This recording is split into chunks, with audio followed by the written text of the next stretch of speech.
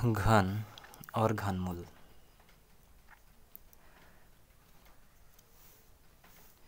घन और परिपूर्ण घन संख्याएं।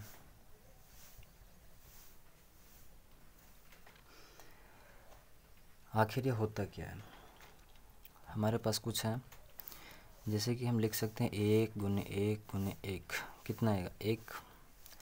हम लिख सकते हैं 2 गुने 2 गुने 2 कितना आएगा 8। हम लिख सकते हैं 3 गुने 3 गुने 3 कितना आएगा 27। हम लिख सकते हैं 4 गुने 4 गुने 4 कितना आएगा 64।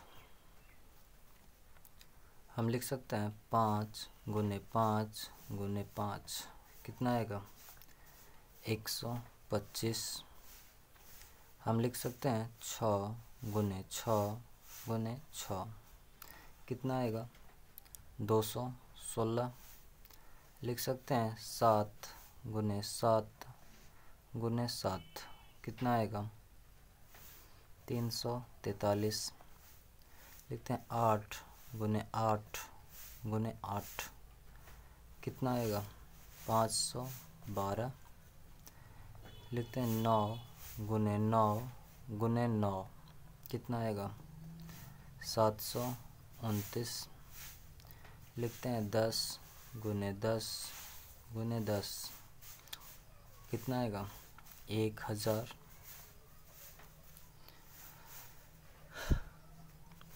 इन सारे एग्जाम्पल से हम एक चीज़ देखते हैं कि जब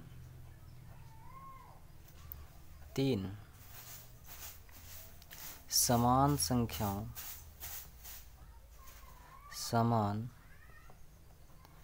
संख्याओं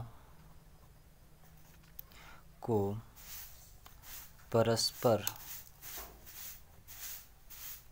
गुणा किया जाता है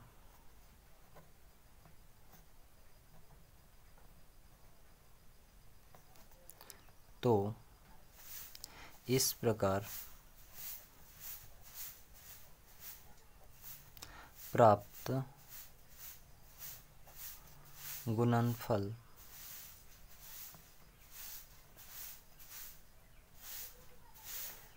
उस संख्या का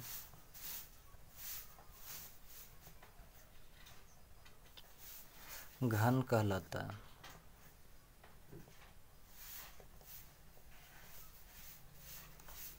इसका मतलब है कि जब हम किसी एक ही संख्या को जब 3 बार हम गुना करते हैं तब, जैसे हमने पहले लिखा 1 गुने 1 गुने 1 कितना मिला हमें 1। जैसे हम कोई संख्या लेते हैं 1 को जब हम 3 बार गुना करते हैं तब मिलता है 1।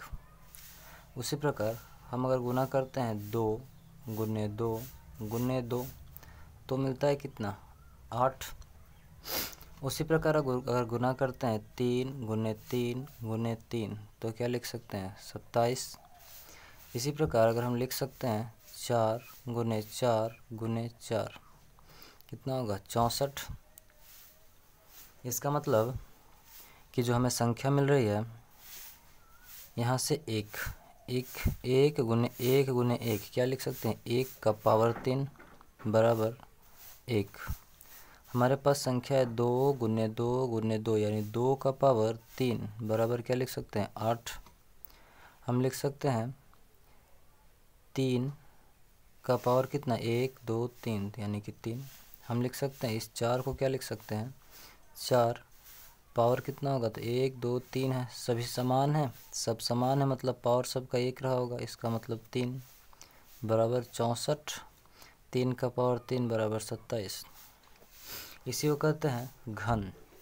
यानी कि अगर लिखना हो 1 का घन क्या लिखेंगे 1।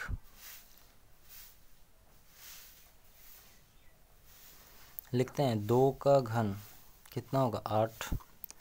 3 का घन 27, 4 का घन 64, 5 का घन 125, 6 का घन कितना आएगा 216, 7 का घन कितना आएगा 343, 8 का घन कितना आएगा 512, 9 का घन कितना आएगा 729 और 10 का घन कितना आएगा 1000।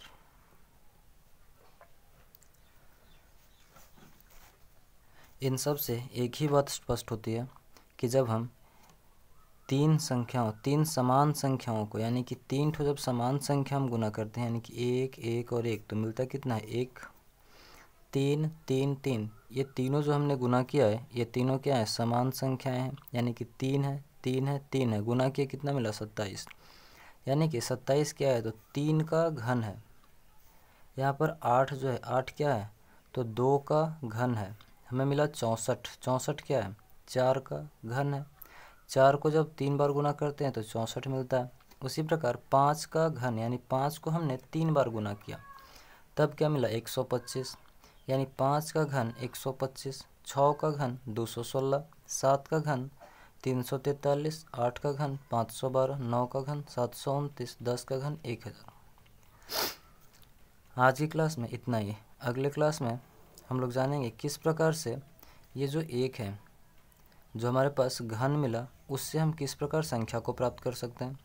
हमारे पास जो 8 है, इस 8 से हम किस प्रकार से किस संख्या का 8 घन है इसको हम प्राप्त कर सकते हैं। किस प्रकार से 27 जो हमारे पास है किस संख्या का घन है ये प्राप्त कर सकते हैं, ये सीखेंगे। इससे पहले आपको याद करना है 1 से लेकर 10 तक की संख्याओं के घनमूल, घनमूल नहीं घन। उसी प्रकार 1 का 1, 2 का 8, 3 का 27, 4 का 64, 5 का 125, 6 का 216, 7 का 343, 8 का 512, 9 का 729, 10 का 1000। यहाँ तक याद कीजिए। इसके बाद अगले क्लास में समझेंगे किस प्रकार से घनमूल निकालते हैं। आज हमने सीखा घन निकालना। धन्यवाद।